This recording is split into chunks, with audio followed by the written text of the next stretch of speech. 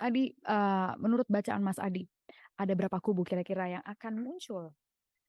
Mengingat ini sebentar lagi, kurang lebih beberapa bulan ke depan, kita lihat sampai sekarang masih banyak endorsan yang begitu yang bisa kita lihat di sosial media dan juga media-media lain oleh Presiden Jokowi.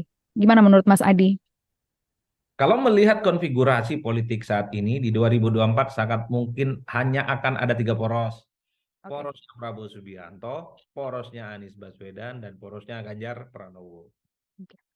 Itu adalah nama-nama capres yang memang langganan di survei top 3. Ini adalah nama-nama capres yang sampai saat ini sangat mungkin mendapatkan tiket pencapresan. Ganjar the one and only, maju dari PDIP, apalagi didukung oleh P3, sudah menggenapi ambang batas presiden 20%, cukup untuk bertanding dan mendaftarkan di KPU.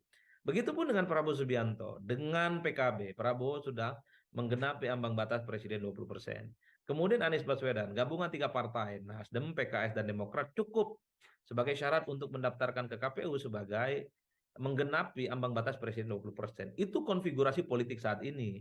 Artinya apa? Kalau iman politik ketiga poros ini tidak berubah secara signifikan, saya kira sangat mungkin poros-poros ini yang bertanding adalah tiga poros untuk memenangkan pertarungan di Pilpres. Tapi Gracia, dalam kecenderungan Hmm. politik saat ini, biasanya politik kita itu akan berubah secara signifikan last minute menjelang pendaftaran ke KPU di bulan Oktober nantinya. Jadi kalaupun toh saat ini ada kemungkinan tiga poros yang mungkin maju, siapa yang bisa menjamin bahwa akan ada poros apa namanya hanya akan ada dua poros yang nantinya bisa bertanding. Misalnya poros perubahan itu bubar jalan. Karena ada kecenderungan saat ini poros perubahan itu satu persatu partai politiknya itu diculik supaya tidak melanjutkan poros perubahan. Misalnya Oke.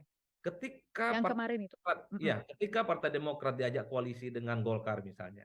Kalau Golkar sama Demokrat ini menjadi satu poros, itu artinya poros perubahan itu tidak mungkin terwujud. Kalau PKS jadi masuk dirayu oleh Sandiaga Uno, di mana Sandi mencari calon yang lain di luar poros perubahan, maka Anies bisa dipastikan tidak akan bisa maju di Pilpres. Oleh karena itu, apa yang terjadi saat ini, konfigurasi politiknya itu tidak terlebih dari dinamika politik sesaat. Nanti saya cukup yakin di akhir-akhir sebelum jelang pendaftaran ke KPU, semua konfigurasi politik ini akan berubah secara total.